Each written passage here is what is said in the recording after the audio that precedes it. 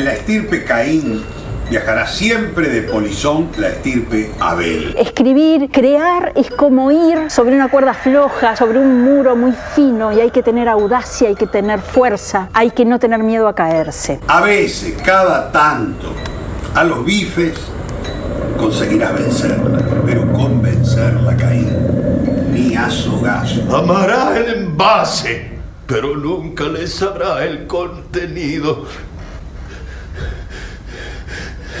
No le sabrá los recuerdos, los secretos y el corazón. La escritura nunca es un acto del momento. Una está escribiendo siempre, desde que empieza a jugar. Bienvenido, Mauricio Cartún. ¿Cómo estás? Muy bien, muchas gracias por invitarme. Un placer, la verdad, de que estés acá. Impresionante, la verdad. Yo todavía no lo estoy medio ahí como que no puedo creer, pero de poquito me suelto de a poco. Mauricio Cartún, dramaturgo y director teatral. Así es. En esta primera parte, a mí me gusta darles la pregunta a los invitados, preguntarles, ¿quién es Mauricio Cartún por Mauricio Cartún? A ver, mira, alguien que desde hace muchos años descubrió, recién hablabas la diferencia entre lo que nos da de vivir, lo que nos da de comer. Digo, alguien que descubrió que podía hacer coincidir las dos dádivas. Y que podía hacerlo poniendo en juego algo que le daba muchísimo placer, que era el acto de escribir ficciones, el acto de generar relato. Me dedico a eso desde hace muchísimos años, y en los últimos 15, ponele una cosa así, agregué también la posibilidad de contar arriba del escenario. Digo, empecé a dirigir mis propios textos, que también es una forma de ejercer lo mismo, solo que creando un lenguaje complementario. Espectacular la definición. Aparte, no solo es que escribo y vivo de eso, sos muy reconocido, pero con un merecimiento muy bueno, desde mi punto de vista muy subjetivo también lo mío, pero sí. Increíble lo que haces, Mauricio. Bueno, en esta primera parte de la entrevista, en general, me gusta viajar en el tiempo con los invitados que vienen al programa. En general los invito a subir a un DeLorean, pero en este caso vamos a hacerlo como en la casita de los viejos. Entonces te invito a la calle ahí a Islas Malvinas, enfrente al Club 3 de Febrero, cerca del San Andrés Golf Club, si no me equivoco. Muy cerca. Y ahí, Mauricio, ¿qué ves? ¿Qué estamos viendo ahora? Mira, el universo de la infancia. El otro día leía, ya no recuerdo dónde ni quién era el autor, una frase que me parecía muy poderosa. Decía, el mundo se ve con los ojos de la infancia. Todo lo demás se lo recuerda. Hay algo de los ojos de la infancia que son constructores de un universo que luego uno puede desarrollar, puede recordar y puede ir complementando. Cuando yo voy a ese lugar, voy a la casa natal, voy al barrio, el lugar de las experiencias primigenias, digo, el lugar donde conocí la actividad social, las amistades, el amor. Viví allí hasta los, qué sé yo, no sé, 19 años, una cosa así, 19, 20 años. Y por supuesto, a la hora de escribir, es un espacio que ha aparecido mucho. Yo tengo 4 obras de teatro donde aparece referido ese espacio. Digo, o esa vereda, o ese Club 3 de Febrero, o la barrera que estaba sobre Avenida 3 de Febrero, unos metros más allá. Muy bueno. ¿Y cómo es que te acercas al teatro? Mira, de una manera medio singular. Yo empecé escribiendo narrativa. Empecé escribiendo narrativa por una cuestión, casi te diría, de deriva natural de pasión lectora. Los que encontramos tempranamente el gusto de la lectura, siempre en algún momento nos preguntamos qué hay del otro lado del papel, ¿no? Así como la sensación de hay un espejo, yo me voy acercando, llega un momento que choco contra el cristal, pero uno tiene la sensación de que hay lugares desplateados y que del otro lado hay algo. Lo que hay del otro lado es tu propia experiencia posible como escritor. Siempre empezás a pensar, ¿qué pasa si yo paso del otro lado y soy yo el que proyecto sobre esto? empecé probando, alguna vez escribí un cuento, me fue muy bien con el primer cuento que presenté en un concurso literario, lo gané, tenía algo así como 20 años. Eso dirigió mi rumbo a la escritura de una manera definitiva. Casi simultáneamente, un referente de mi barrio, de allá de San Martín, al que nosotros, algunos escritores jóvenes, le llevábamos los materiales, en una de sus opiniones me dijo que lo más flojo que yo tenía eran los diálogos y que había una muy buena manera de desarrollarlos, que era escribir teatro, que escribir teatro era el gran gimnasio, porque allí, como no se podía explicar nada, en realidad la propia palabra en estado coloquial tenía que cobrar verdad y belleza. Yo me lo tomé en serio, pero no me puse a escribir teatro, la verdad, porque no, me parecía como ir al gimnasio, aguantás un día, ¿no? Así, un día vas, o es como, te compras la bicicleta fija y después terminás colgando ropa en la bicicleta. Bueno, esto es lo mismo, sí, probé un día y lo dejé. Pero tiempo después yo ya había terminado el secundario. Terminado es una manera de decir, había terminado de cursar, nunca lo aprobé, me quedaban 3 materias, pero ya con eso me daba por cumplido y quería seguir estudiando. Había algo como del impulso de estudiar lo que me gustaba, que era la literatura. Hice algunos cursos sueltos, un curso de literatura de vanguardia con un autor de por entonces, Juan Jacobo Bajarlía. Y caminando por la calle Corrientes vi un cartelito de un curso de dramaturgia. Y me acordé de aquella recomendación y me pareció pertinente, me pareció que completaba algo de lo que yo estaba buscando y me anoté y empecé a escribir teatro. Y escribir teatro es un camino de ida. Si vos escribís narrativa, estás condenado siempre a un estado de cierta soledad. Si escribís teatro, estás condenado siempre a un estado de cierta compañía. Digo condenado porque tampoco te la podés sacar aunque quisieras. El teatro es acompañado. A los 20 años eso tenía un poder muy grande. Y entonces me metí en ese camino, me alejé mucho del otro y cuando miré para atrás lo vi tan lejano que ya ni siquiera sabía muy bien cómo volver. Y en cambio ya estaba metido arriba de la dramaturgia. Ya estaba escribiendo, ya había gente que estaba esperando que yo terminase algo para ensayarlo. Es decir, ya se había armado una primera rueda, un primer círculo virtuoso que me duró hasta el día de hoy. Mauricio, yo te escucho hoy en las entrevistas que he escuchado tuyas con un tipo muy seguro, ¿viste? Vos sos bastante, te noto, muy seguro de lo que pensás, de lo que crees. Me parece como que transmitís esa seguridad. Y me pregunto por aquel joven, quizás que no le iba muy bien en el colegio, que no sabía muy bien qué rumbo tomar, como si pudieras quizás hablarle a ese Mauricio o a alguien que esté en esa posición hoy. ¿Fue muy conflictivo para vos eso? ¿Cómo lo llevaste? Sí, lo fue. A ver, cuando yo estaba haciendo ese curso de dramaturgia en Nuevo Teatro, a la par trabajaba en el mercado de abasto de San Martín, me levantaba a las 2 de la mañana, me acostaba a las 10 de la mañana, había heredado ese trabajo. A mí siempre me parece que las herencias están sobrevaluadas en el mundo. Digo, uno siempre piensa en la herencia como algo bueno que cae, y no siempre las herencias. A veces las herencias son compromisos, como en mi caso, tener que trabajar en algo que no me daba gusto, pero que de alguna manera permitía también llevar unos mangos a mi casa. Digo, a mi madre que había enviudado. Yo era soltero en ese momento y vivía con ella.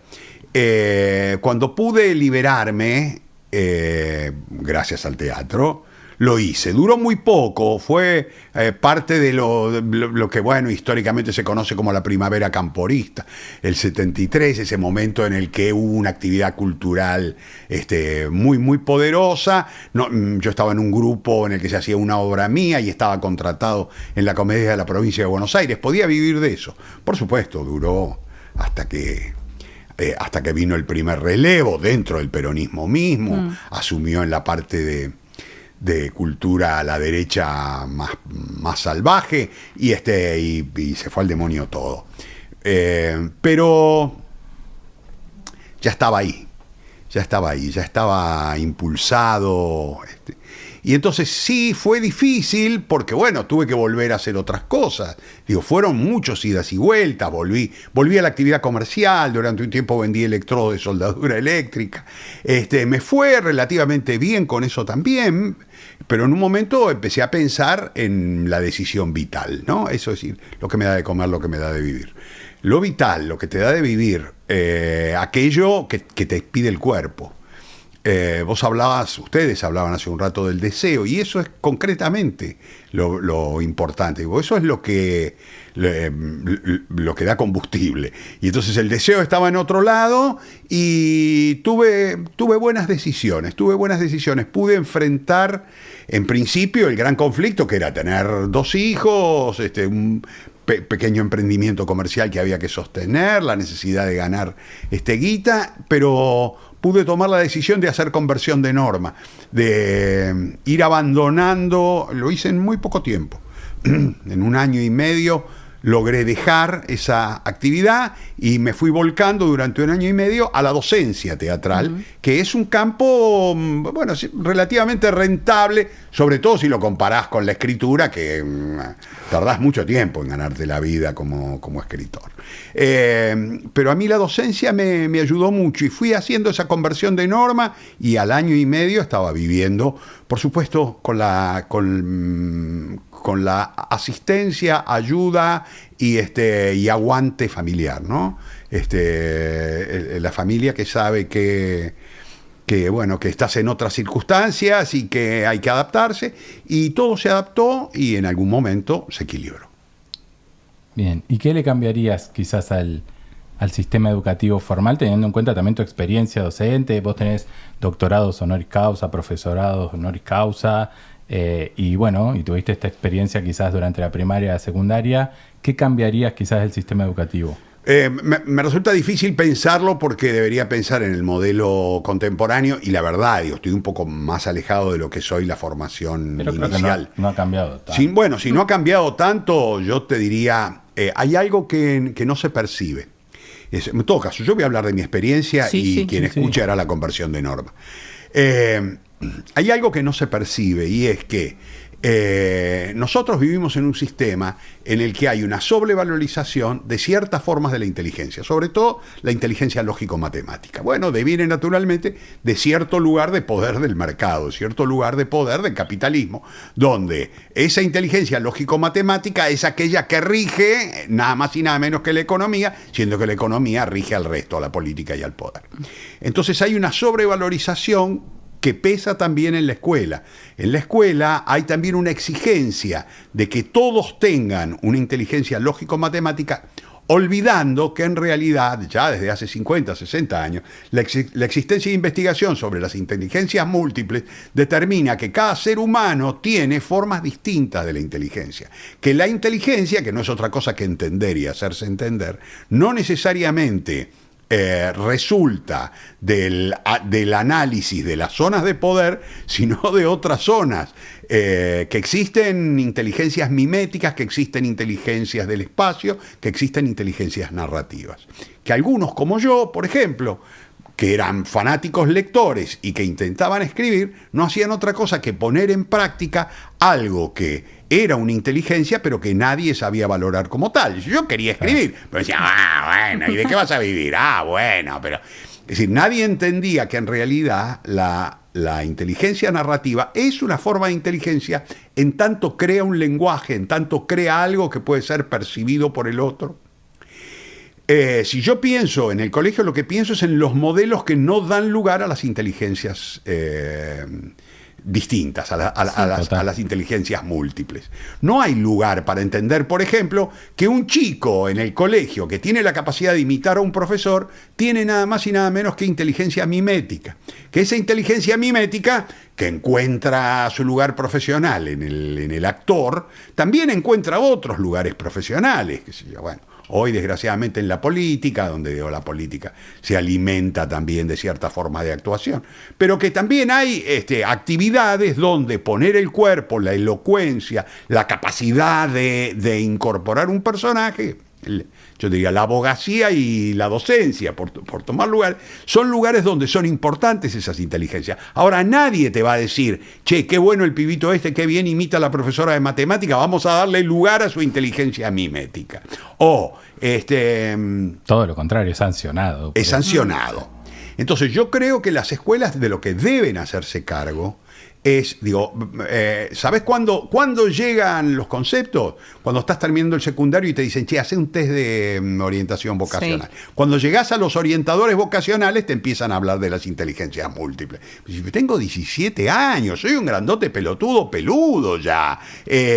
Pasé muchos años padeciendo, como en mi caso, una escuela donde no me daba lugar, salvo algunos profesores, no me daban lugar al desarrollo de esa inteligencia. Y por el contrario, me forzaban a la hipótesis de tener que aprobar materias para las cuales mi cabeza no estaba preparada. Entonces intentaban modificar la cabeza, es como si no, vos ponete que tu cabeza se va a modificar. No, boludo, la cabeza no se modifica porque te pongas. La cabeza tiene ciertas formas de inteligencia que la organiza y desde siempre, el ser humano ha tendido a poner en práctica esas inteligencias. ¿Cómo lo hace? Bueno, simplemente porque descubre en qué lugar fluye. Hablabas de deseo, fluir es un verbo complementario. Cuando uno está en estado deseante, cuando uno está en estado de entusiasmo es en tu teos, en tu Dios, cuando vos estás entusiasmado, fluís. Cuando fluís, estás acrítico, todo lo que haces no necesitas pensarlo, las cosas salen. ¿Cuándo la escuela va a empezar a entender? Convengamos que hay escuelas, cierto, sí, pero en general, escuelas que lo piden. Pero en general yo digo, ¿cuándo la escuela pública, por ejemplo, se va a hacer cargo de esto de decir, empecemos a observar desde muy chicos cuáles son esas inteligencias? Tampoco para dejarlo encerrado en ellas, porque no es que si, bueno, vos tenés esa, quédate con esa, sino simplemente tenés esta, vamos a desarrollarla. Bueno, vamos a tratar de compensar para que encuentres algunas maneras de que te las arregles. Qué sé yo con lógica matemática nunca he podido entenderla en tanto materia, pero la verdad yo administro muy bien las cooperativas en las que trabajo, gracias a que y a una maquinita Seiko de plástico del año 86 que le sigo cambiando la pila y la sigo usando. Quiero decir, yo encuentro una manera. Yo ayer tuve que hacer una división, por ejemplo, de puntajes de cooperativa extremadamente complejo, porque había habido un error en los depósitos y uno tenía que compensar al otro. La verdad, era una de esas cosas que era una especie de ecuación que en el momento en el que la vi me deprimí, porque sentí no puedo hacerla. Y después, con la Seiko, de a poquito, y pum, pim, pam, para arriba, papelito, hasta que en algún momento accedes. Quiero decir, vos podés encontrar cómo compensar. Ahora, ¿cuánto tiempo perdido en la hipótesis de falta de desarrollo en la otra? Tuve suerte de todos modos. Tuve en el primario maestras que me estimulaban mucho, que decían, escribís muy bien, que esas maestras que le mandaban a mi mamá notitas a la güeña con qué bien que escribe, lea esto que escribió sobre su tía. Luego en el secundario algunos profesores de lengua, sobre todo de literatura, una profesora de historia, que lo alentaron. Pero la verdad eran casos aislados. En todo el resto, con lo que me encontraba, era una exigencia que yo tenía la sensación de no poder cumplir. O en todo caso, podía cumplirla resignando, aceptando ya de entrada en el colegio la hipótesis de ganarás el pan con el sudor de tu frente, ganarás la nota con el sudor de tu frente. Como si yo no puedo entender esto, pero tengo que encontrar la manera de entenderlo, porque si no, no paso de años, si no paso de años soy un frustrado, etc. Eso es lo que hace falta en la escuela, que se pueda observar a los alumnos en su fluir, que se puedan crear espacios donde se pueda ver fluir a los alumnos, descubrir esas inteligencias múltiples, descubrir cuáles son y encontrar la posibilidad de darle camino a cada una de ellas. Sigamos conectados. Búscanos en Instagram como TematizadoSoc. Encontrá todas las entrevistas, entérate de los próximos invitados e interactúa con más contenido. Te pregunto, ¿cómo se fue dando tu relación con el teatro a través del tiempo? Mira, con un gran primer punto de inflexión que fue, bueno, ¿cómo nació? Ya lo conté, Sí. Empecé a escribir teatro y empezó a haber demanda, las obras que yo escribía las pedían. Sí, sí, sí. Y gustaban y se estrenaban. Y empecé a entrar en una especie de mecanismo un poco bochornoso, que es, empezás a escribir ya pensando no solamente qué quiero decir, sobre qué quiero escribir, cuál es la obra, sino qué obra le va a gustar a los directores que a mí me gustan o que a mí me interesa que dirijan mis obras. Es decir, empezás a pensar por interpósita persona. Es como, ya no es solamente pensar en la obra y su relación con el espectador, sino también la obra y su relación con los directores que son capaces de solicitarla y montarla. Claro. Sin ellos, en realidad, sin ese intermediario, la obra queda durmiendo en un cajón. Sí. Entonces, en un momento me empecé a dar cuenta que había algo en mi escritura que estaba empezando a ser incidida por un deseo cruzado, que era, sí, bueno, es la obra que yo quiero escribir, pero también es la obra que quiero que hagan. Entonces también me pasaba que algunos directores me decían, no, che, esto no, yo esto no lo puedo hacer, esto son cosas tuyas, que siempre me acuerdo... cuando escribí El Partener, por ejemplo, que yo en las acotaciones pedía que la música sea música de un grupo de por entonces que se llamaba Los Caú. Los Caú son los borrachos. Los Caú era un grupo que hacía cumbia tropical, que era extraordinario. Se pintaban la cara. ¿Cómo se llama el grupo norteamericano que se pintaba? Kiss. Como Kiss. Kiss. Eran como Kiss, pero autóctonos. La mulita, el yaguareté.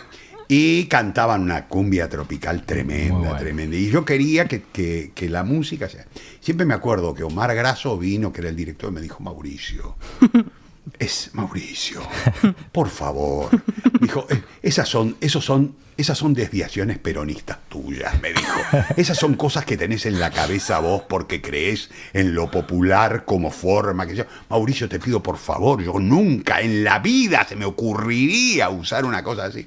Y yo, por un lado, nos reíamos, todo esto era un clima de mucha joda, pero a la vez lo que yo sentía es, yo quisiera dirigir esta obra y ponerle esa música. Yo siento que eso en realidad sería... Lo mismo me pasaba con todos los directores. Había momentos donde los directores me decían, sí, pero no. Sí, y yo decía, pero ¿por qué no? Bueno, dice, si vos querés hacerla, hacela vos, dirigí vos si vos querés hacerla. Y entonces el gran punto de inflexión fue empezar a dirigir. En el momento en el que empecé a dirigir, la primera vez con mucha timidez, la segunda un poquito más animado y luego ya alargado, se produjo el gran cambio. Porque entonces yo empecé a escribir... Realmente empecé a escribir con soltura. Empecé a escribir sin preocuparme en cómo iba a ser la apuesta. La apuesta yo la iba a resolver después. Yo iba a encontrar cómo resolverla. Y eso fue el gran cambio. Entonces yo diría dos grandes momentos. Digo, mi relación con el teatro fueron hasta empezar a dirigir y después de dirigir. Y después de dirigir, si yo tuviera que pensar...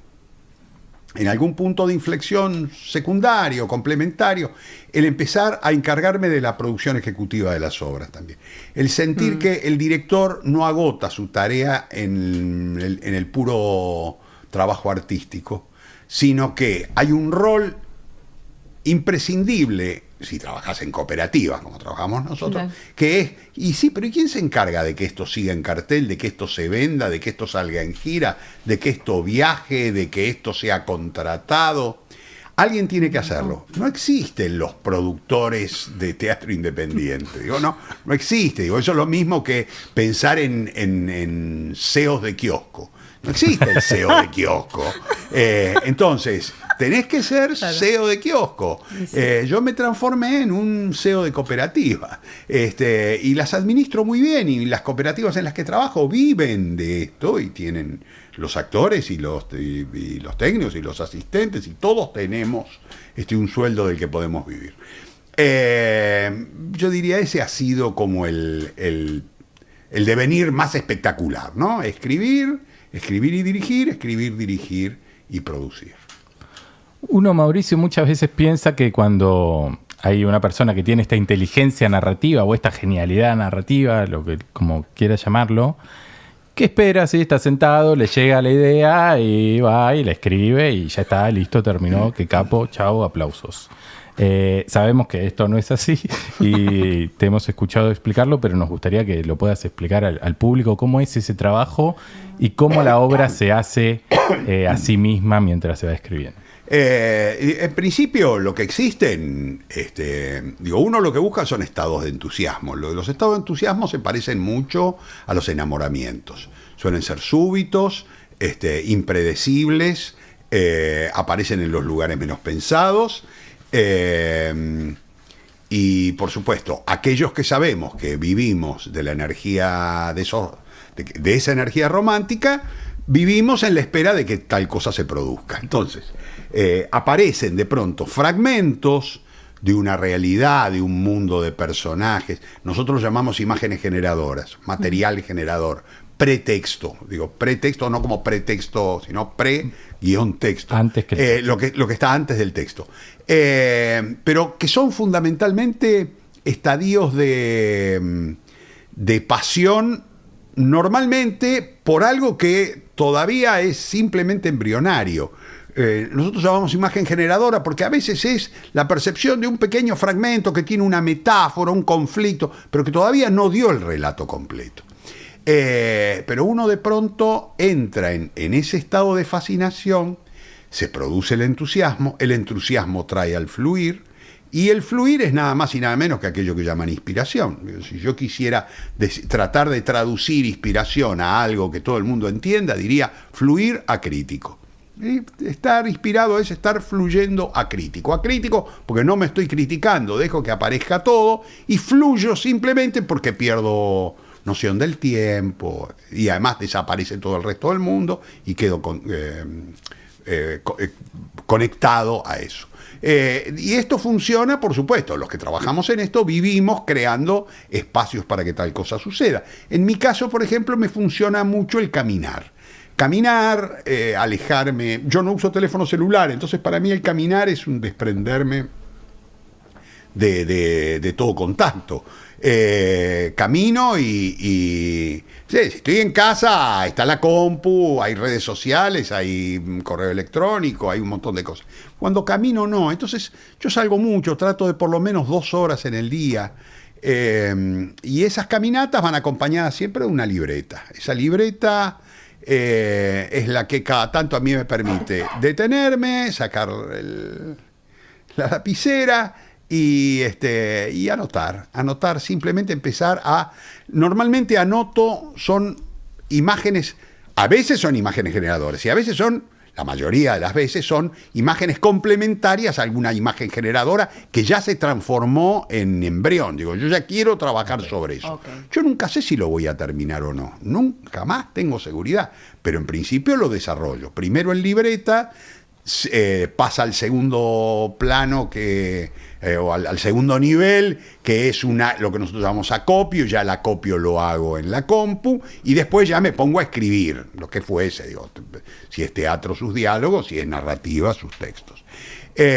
Pero eso no quita que no siga caminando y alimentándola de la misma manera.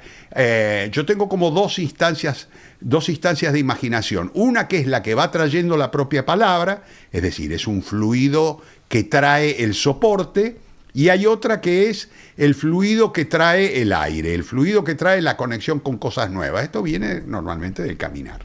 Entonces, el trabajo no es, bueno, no, te tenés que sentar todos los días. Sí, yo me siento todos los días, pero yo ya sé que no todos los días escribo, y si me quiero sentar todos los días me empiezo a aburrir, empiezo a sentir el concepto de ganarás el pan con el sudor de tu frente, se me va toda la mierda. Entonces, yo trabajo de una manera muchísimo más, a veces ordenada, y es cuando me decido a escribir una obra, por ahí me voy de Buenos Aires durante un mes y medio, y laburo mucho sobre eso, pero yo ya llego con algo muy desarrollado, llego con acopio, fragmentos escritos y demás. Y todos esos se van produciendo en este otro campo. Lo curioso es que a veces va saltando de uno a otro. Acá existe el poliamor. Hay una cosa donde a veces tenés la cabeza tomada por uno y no te podés correr, pero hay momentos donde no. Hay momentos donde estás trabajando sobre uno y 2 cuadras después estás trabajando sobre otro. Hoy hice una larga caminata a la mañana y trabajé sobre 3 cosas diferentes. estas tres cosas en realidad no se me mezclaban, porque cada una de ellas tiene como cierto poder estanco y tiene también como cierta fuerza centrípeta y centrífuga. Es decir, centrípeta porque tira para adentro y centrífuga porque me lleva a mirar para afuera. Pero cada una tiene su propio Koinor, digamos, ¿no? Cada una es un ciclón. Salgo de una y puedo ir a otra y no tengo problema. Cuando me siento a escribir, no, ahí ya soy más absorbido por uno de los proyectos. Okay. Recién mencionabas imágenes y te quiero preguntar por algo puntual, imágenes físicas. Hay algo que tenemos entendido también porque escuchamos, que te gusta comprar imágenes antiguas, puntualmente de corsos, de carnavales. Sí. ¿Hay algo que tiene que ver con algo del pasado tuyo? Sí. Mira, siempre dicen que una colección nace de tener 3 objetos iguales. Y los obsesivos, cuando tienen 3, ya no pueden parar. Y en mi caso tengo 3 fotos mías disfrazado de español. 3 disfraces diferentes de español que me cosía mi madre cuando yo era chica y me llevaba al club de enfrente, al 3 de febrero, y ella me presentaba en los concursos de disfraz, y por supuesto se guardaba ella las copitas porque ella había hecho todo. Entonces en realidad era la que concursaba era mi madre, yo era el modelo vivo. Y tengo 3 fotitos de esas. Para mí fue un momento de la vida muy importante. De hecho escribí una obra, Chau Mr. X, que toma ese tema. Y entonces tenía 3 y un día me di cuenta que esas fotos tenían varias cosas. Primero, que registraban una artesanía popular que estaba totalmente olvidada y que era la de las madres que cosían. Es decir, las madres haciendo disfraces, con todo lo que esto supone a veces de disparate o de obsesión o de extraordinaria belleza o de negligencia o de lo que fuese. Pero que esas fotos registraban algo de la relación de las madres con los hijos. Y que además nadie le daba bola a esas fotos y que estaba lleno, porque sobre todo desde principios del siglo y hasta los 60 era muy común llevar a los chicos al estudio fotográfico del barrio para que quedara registrado. Bueno, ¿por qué? Porque no existía, las cámaras eran más precarias. Entonces, y que esas fotos muchas veces se las coloreaba a mano. Existía la técnica del coloreado, que es una técnica, se llama iluminado, y que es una técnica pictórica en realidad, en la cual hay fotógrafos extraordinariamente talentosos. Y entonces empecé a comprar eso que no valía nada, que lo encontrabas, qué sé yo, en cualquier feria, en cualquier lado encontrabas pilas. Por supuesto, esto duró lo que tardó en correrse la bola de que había demanda. En el momento en que apareció la demanda, empezó a decir, mira que esto se vende, mira que hay... claro, nadie sabía que era uno el que lo vende. Yo andaba por todos lados, entonces... a cualquier lado donde iba, ya al tiempo empezaba a encontrar las pilitas. Me decía, ¿usted es el que quiere? Si yo tengo, toma. Y por supuesto valían 5 veces más que el Claro. Así fui armando una acumulación, un archivo. Mirá, Mauricio, sacando el país adelante.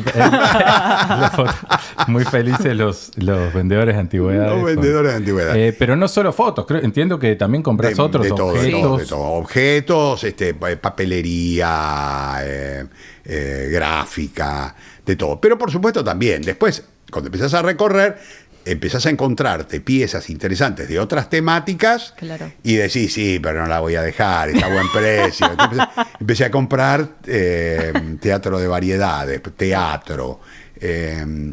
Tenía un buen archivo de teatro. En un momento intenté donarlo a una institución de estudios teatrales. Y cuando vi su archivo me decepcioné, me di cuenta que estaba todo muy desordenado. Y dije, esto va a caer acá y va a quedar acá todo tirado, como tienen todo. Dice, van a la mierda, me lo armo yo.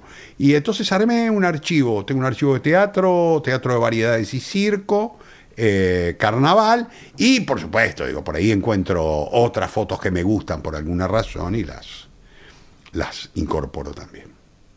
Esto de contar un poco la historia de uno a través de su arte, de sus obras, porque hay un poco de tu historia en las obras,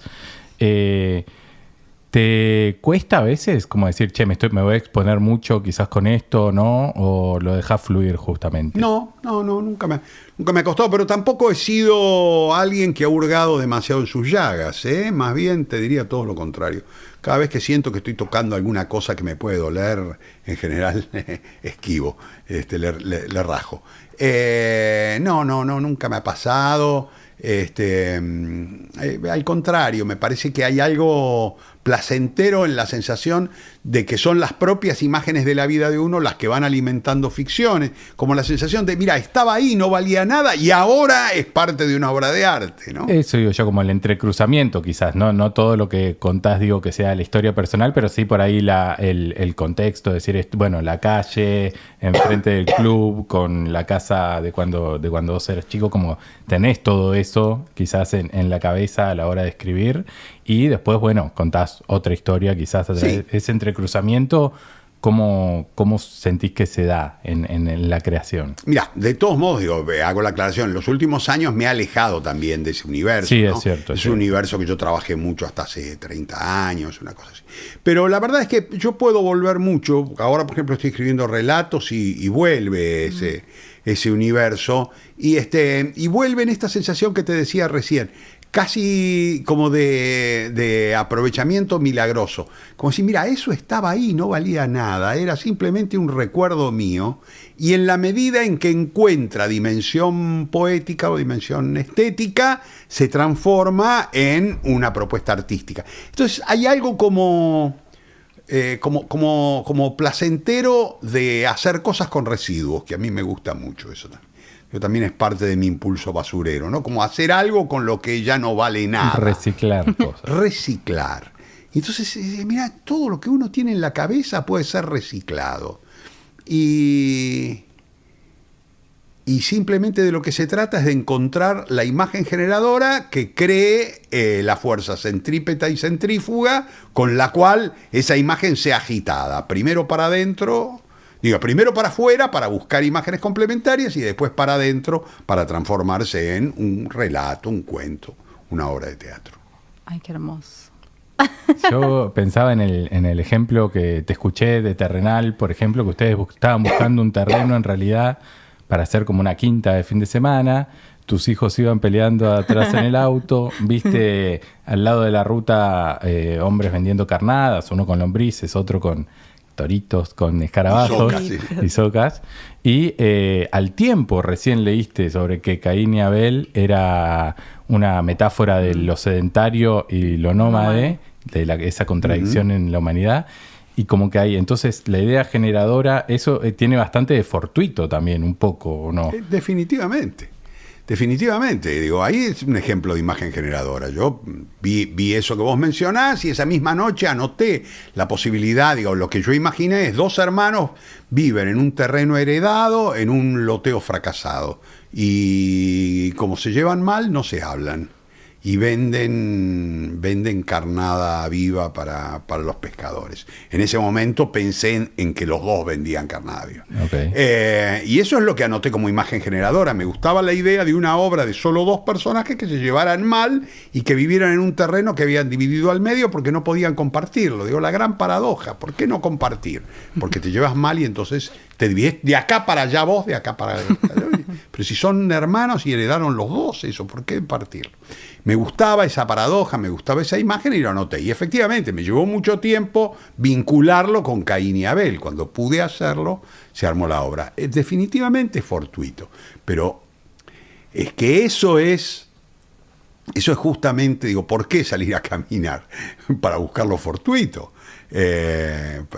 ¿Por qué alejarse de tu propia cabeza para buscar lo fortuito? A veces también lo encontrás leyendo otro material, algo que te cuentan, ¿no? Esas cosas, de pronto te cuentan algo y un pedacito de algo que te contó a vos te sirve para imaginar la obra. Entonces sí, aceptar esa condición fortuita, aceptar eso también del fluir de la cabeza en busca de argumentos. Bueno, hablando de obras, tenemos a Oski Guzmán, que se sumó a la curiosidad de Tematizados y te envió una pregunta, Mauricio. Escuchamos a ver qué dijo. La pregunta.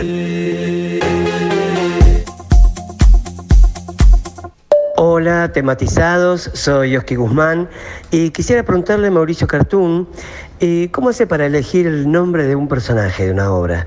¿Qué relevancia va teniendo esa elección durante la escritura? ¿Y qué repercusiones tiene en el desarrollo del personaje mientras lo escribe? ¿Puede cambiar? ¿Cambia ese nombre mientras va escribiendo? ¿Es el definitivo? ¿Cuál es su experiencia con eso? Bueno, y también le mando un abrazo. Bueno, yo me aprovecho a mandarle un abrazo también a Oski. Y mira, los nombres, yo nunca hago bautismos previos, no es que yo le pongo un nombre al personaje, yo trato de que los nombres vayan apareciendo. Al principio me tardo un poco hasta que aparecen, entonces prefiero dejar huecos hasta que aparece el nombre. ¿Por qué? Porque cuando aparece el nombre toma un valor de resonancia. El nombre es nada más y nada menos que aquello que el dramaturgo escribe y después pone 2 puntos antes de detonar la aparición de la imagen sonora del diálogo. Entonces, si yo tomo un personaje que alguna vez hizo Oski, el Gringuete. Entonces yo pongo Gringuete, 2 puntos, y a mí me aparecen imágenes que tienen que ver con esto de Gringuete. Entonces yo puedo dar el ejemplo para que se entienda además esa cosa rara de cómo funciona. Yo empecé a escribir Salomé de Chacra y pensaba, por supuesto, yo no sabía quiénes iban a ser los actores que iban a hacer este personaje. Y entonces empecé a pensar en el Gringuete como un peón, hijo de una familia de gringos, de peones italianos, que el padre era el gringo y al hijo le decían el Gringuete, el gringuito, entonces era el Gringuete. Y tomé la imagen de un personaje que yo conocí en el mercado de Abasto, que era un peón rubio que despreciaba a los negros y tenía una especie de racismo muy paradójico, muy curioso, porque son todos brutos, negros de la cabeza, qué sé yo. Y él sostenía la hipótesis de que él era del norte, los padres eran del norte de Italia, casi Suiza, decía, loco, que yo soy casi suizo, ¿no? Como si eso fuese un valor en sí mismo, decía, casi llegando a Suiza, yo por un poquito yo no soy suizo. Y era un peón más en el mercado, trabajaba. Y a mí por un lado, a mí me perturbaba mucho esa imagen, ¿no? De un tipo que tenía un racismo muy grande, un desprecio muy grande por la gente que hacía exactamente lo mismo que él. Y entonces escribí el Gringuete pensando en eso. Lo curioso es que a la hora de dirigirlo, y acá vienen los grandes fenómenos, a la hora de dirigirlo pensé, ¿quién es el mejor actor para hacer el Gringuete? Oski Guzmán. ¿Pero cómo? Si el Gringuete yo me lo imaginé siempre, gordote, rubio, grandote, gordo y rubio. ¿Cómo puede ser Oski Guzmán? Digo, si Oski Guzmán físicamente es moreno, bajito, de carandina. Sí. Y acá viene el gran fenómeno del teatro. La posibilidad de que cuando el cuerpo cambia, cambian las realidades y se multiplican los sentidos. Y fue muy curioso porque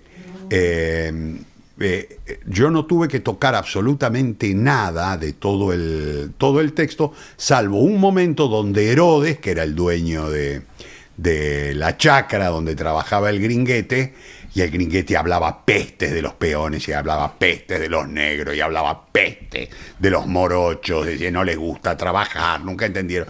Y en un momento simplemente Herodes hacía una parte y le decía a su mujer, pobre, es adoptado y nunca se dio cuenta. Y esto compró los valores de los padres, ¿no? Compró los valores de los padres y no se da cuenta que él es uno más de ellos, pero él sigue sosteniendo los valores de los padres. Bueno, los personajes son así, generan imágenes, más allá de que luego son los actores los que le ponen verdaderamente el cuerpo a estas imágenes.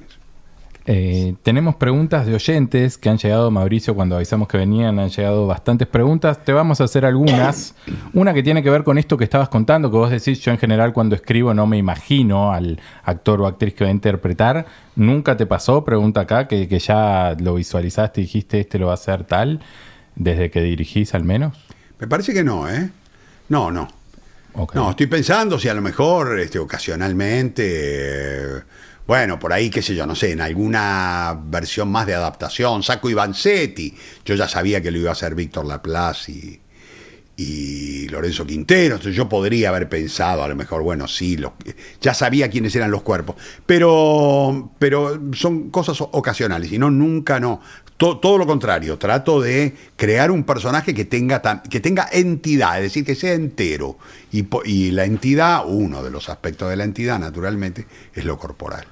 Bueno, recordamos, Meli, que nos pueden enviar sus preguntas todos los programas. Avisamos por Instagram quién viene, la pueden mandar por WhatsApp al 11 24 85 59 85 o en los mismos comentarios de Instagram también pueden enviar su pregunta. ¿Teníamos un par más por ahí? Tenemos un par más en nuestro Instagram. Recuerden, @tematizadosoc, siempre que publicamos la venta del próximo invitado o invitada. Bien, sí, tenemos otra pregunta acá. Cartoon usa la idea de la pátina de las cosas, la historia de los objetos y de los objetos virtuales. A ver, ¿cómo sería eso? La pátina de los objetos virtuales. Me resulta difícil imaginármelo como concepto. A mí me apasiona el concepto de la pátina, digo, aquellos que nos gustan los viejos objetos, acá hay algunos que uno podría utilizarlo como ejemplo, más allá de que algunos no necesariamente son muy antiguos, pero justamente este no lo es y sin embargo, acá vemos un cochecito que está patinado de manera tal que parezca serlo. Es decir, la pátina es nada más y nada menos que el discurso que el tiempo, en tanto daño y mugre, produce sobre un objeto. Todas las cosas en la vida, todos los objetos pueden ser patinados. A mí me gusta mucho, por ejemplo, y aquí podríamos pensar en cierta analogía con lo virtual, la pátina que cobran las palabras. Digo, cómo las palabras se van cargando de valor viejo. Digo, palabras que ya dejan de usarse, terminologías que dejan de usarse, y que al mencionarlas uno las siente justamente cargadas de aquello que el tiempo puso sobre ellas. Estoy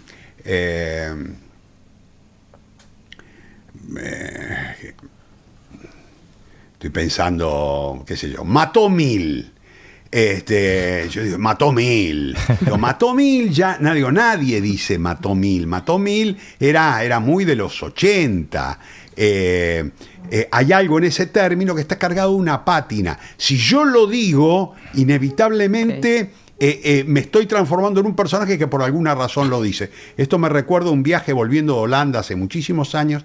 Hice escala en Londres y en Londres subió un argentino que volvía a Argentina después de 25 años. O sea, 25 años que se había ido, vivía en Londres hace 25 años y volvía a ver a su madre. Nunca había vuelto a Argentina. Su madre había ido alguna vez a Londres a visitarlo, pero él no había. Y era de un barrio, como si usted dijera, Banfield. Okay. Y entonces se sentó al lado mío y me empezó a hablar, y era como hablar con un museo. Es decir, él usaba, todos los términos que usaba eran de hace 25 años atrás.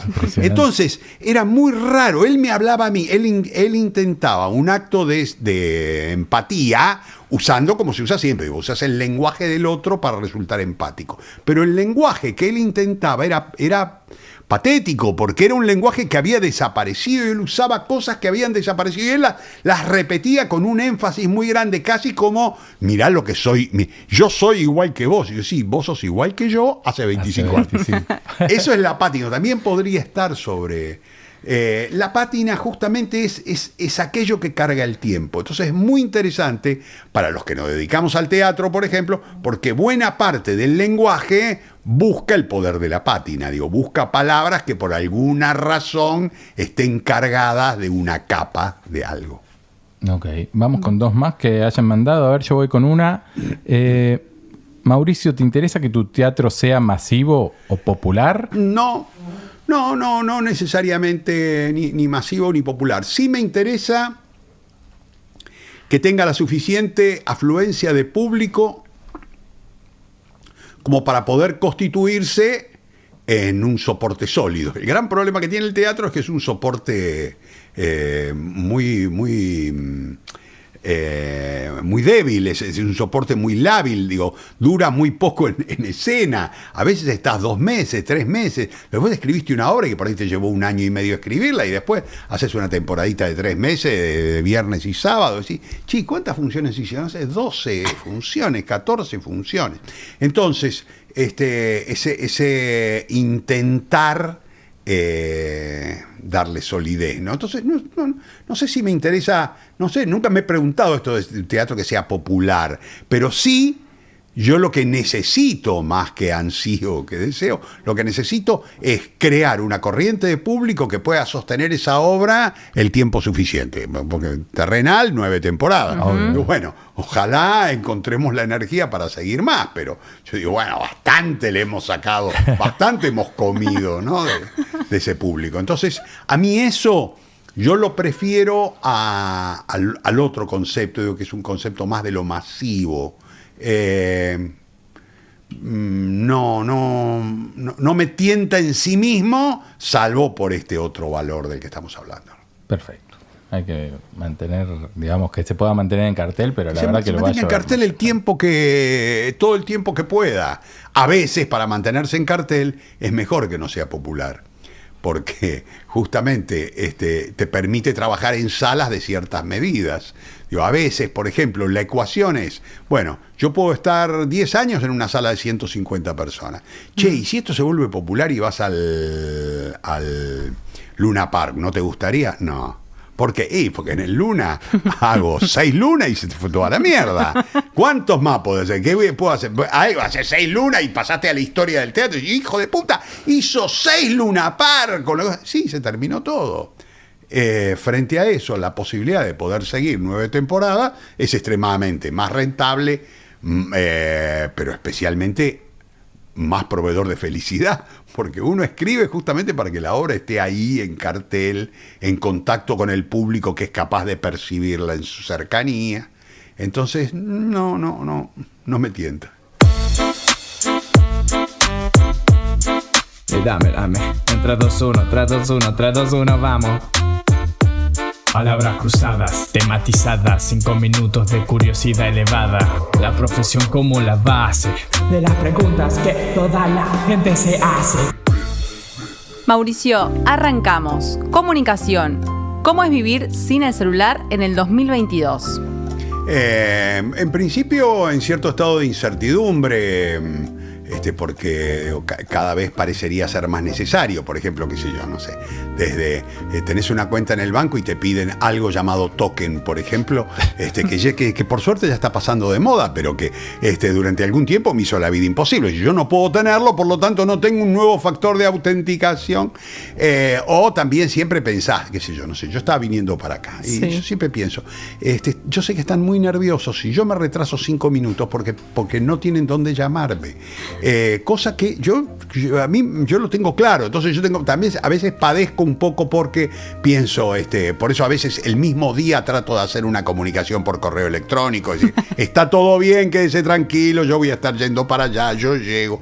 Pero ahora se ha creado una especie de demanda de comunicación muy fuerte. Entonces, bueno, en principio es raro, a veces es incómodo, pero por el otro lado, la verdad, no hago de esto una bandera, no lo uso porque no lo necesito, no me resulta imprescindible y por el contrario, lo que pienso es que trae un valor agregado de dispersión que a mí no me serviría para cómo funciona mi cabeza. Entonces, mientras pueda prescindir del celular, lo voy a hacer. El día que no pueda, lo voy a incorporar. Impecable. Total. Bambalinas. ¿Tenés alguna cábala para escribir, ensayar o estrenar? ¿Sos cabulero o algo? No, para nada. Es curioso porque por ahí a lo mejor tengo cábalas en otras cosas de la vida, pero no para esta.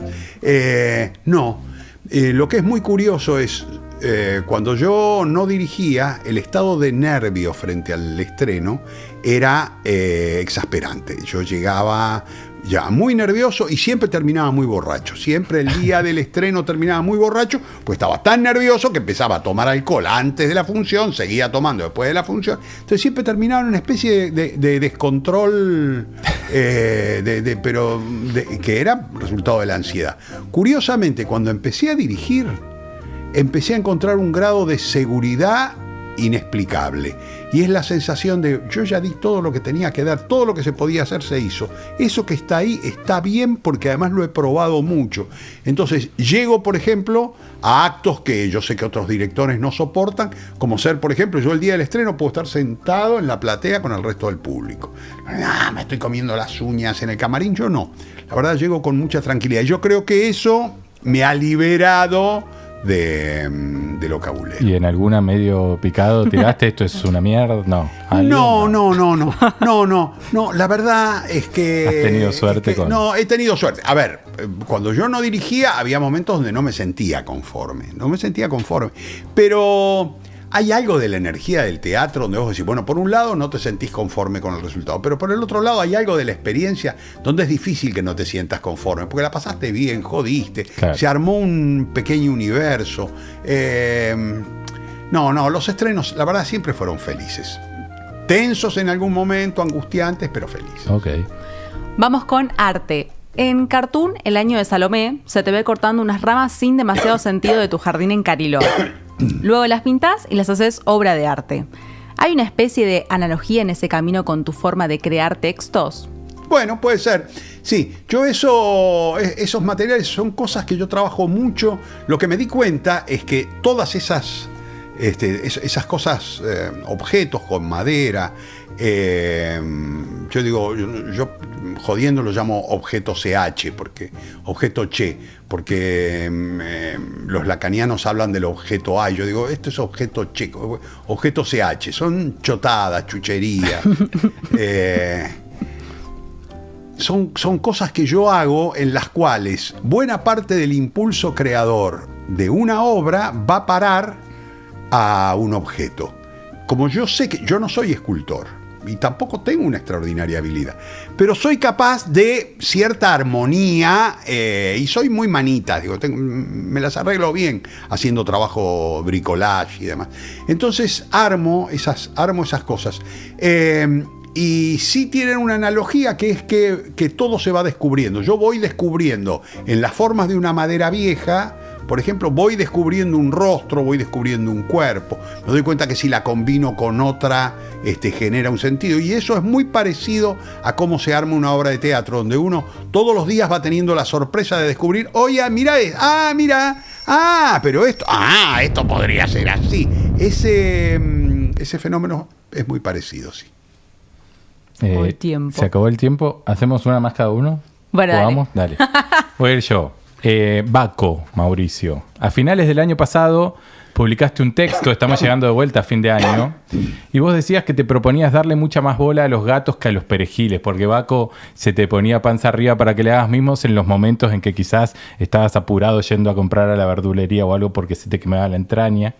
Y decías, ojalá pudiéramos marchar este 2022 a paso de hombre y de mujer, y que lo vertiginoso impuesto se vaya a cagar un poco a los yuyos.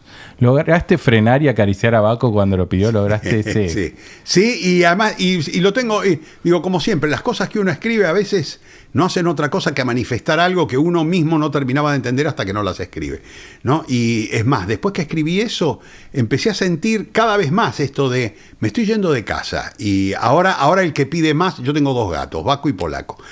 Ahora el que está pidiendo más es el Polaco que siempre fue un gato muy serio, un intelectual de izquierda, no daba bola a nada, que yo ahora se ha puesto, no sabemos muy bien, se ha puesto muy juguetón y me trae unas ramitas que yo le muevo, que yo le agito y que a él le encanta. Y me empieza a hacer cosas, por ejemplo, irresistibles. Por ejemplo, me hace pancita. Yo me estoy por ir y él se tira pancita para arriba y me empieza a mostrar la pancita como para que lo rasque. Digo, uno tiene 2 posibilidades frente a eso. Una es hablarle, cosa que uno siempre hace. Ahora vengo, quédate, espérame un ratito. Ahora vengo. Y la otra es parar y sentir.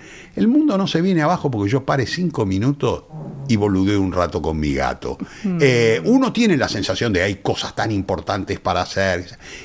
Ahora, cada vez que los gatos me piden, tengo esa sensación de hay un tiempito que uno puede aflojarse y que uno se siente mejor si se afloja. Si uno siente que lo imperioso no está necesariamente en la producción, en lo reglado, en lo obligatorio, sino también en darle un poco de placer al otro, en este caso al gato. Y que además, obviamente, placer que uno disfruta también. Así que sí, lo sigo usando. Me vino bien escribirlo como para racionalizarlo también. Y lo recomendamos Sí. también en sus casas, a la mascota que tenga. Bueno, a la persona que tengo tenga. muchas preguntas más, pero voy con esta. Guión. ¿Qué te gustaría escribir en el guión de tu vida?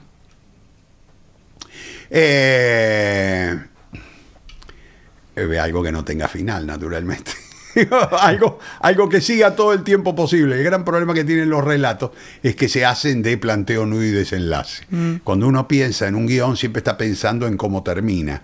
Y lo verdaderamente apasionante de la vida está siempre no están los desenlaces, sino en los nudos.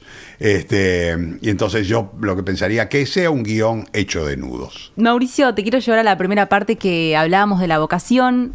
¿Algún consejo para los y las oyentes que se quieran dedicar a esto de la escritura o no, en general, a lo que los apasiona? Mirá, lo primero, digo, sobre todo en el concepto de lo artístico, ¿no? En mi experiencia de maestro, sobre todo, y de observador, yo lo que descubrí es que el gran elemento frenador en el arte, o en todo caso, en el despegue del nuevo artista, viene del miedo a hacerlo mal. Digo, siempre está presente esto del miedo a hacerlo mal. Miedo a actuar mal, miedo a escribir mal, miedo a pintar mal. Y entonces la sensación de lo hago, miro, veo que el resultado no es bueno y prefiero omitir. Digo, eso por supuesto no lo muestro, lo rompo y omito esa posibilidad. ¿Por qué? Porque yo ya probé y no me sale. Lo primero que debe entender alguien que tiene impulso artístico es que todo lo que hagas va a estar mal. Es decir, que en el caso, por ejemplo, de la escritura, no existe escribir bien. Lo que existe es la buena escritura. La buena escritura es resultado de escribir como puedas, a los mordiscones, en desesperación y en estado de rara exaltación, leer al otro día, ser crítico con ese material y descubrir que si ese material lo pasas a un 100, siempre hay entre un 5 y un 10 que está bien y un 90 que podés descartar. Y que un 5, un 10 para un día de laburo es un montón. Cuando entendés esto, primero tenés que aprender a descubrir lo que te gusta y lo que no te gusta de la escritura. Esto siempre es modélico, siempre es por comparación con otras escrituras. Cuando descubrís esto, abandonás la hipótesis de escribir bien, simplemente aceptás la hipótesis de escribir y luego aceptás la hipótesis de corregir bien. Aplicalo a cualquier pulsión artística y da resultado. Yo digo, pero yo actúo mal. Sí, lógico. Yo que dirijo 8 meses, los mejores actores del primer ensayo actúan mal. ¿Por qué? Porque además actúan con la cabeza, actúan pensando, son mecánicos, lo que hacen no tiene valor. Yo diría, ¿y cómo crees eso? Corrigiendo, digo, para eso está el director, para decirle, mira, este fragmento, esto que hiciste está divino, este giro que utilizaste acá, todo lo demás, vamos a seguir participando, buscamos. Bueno, lo mismo en la escritura, lo mismo en la pintura.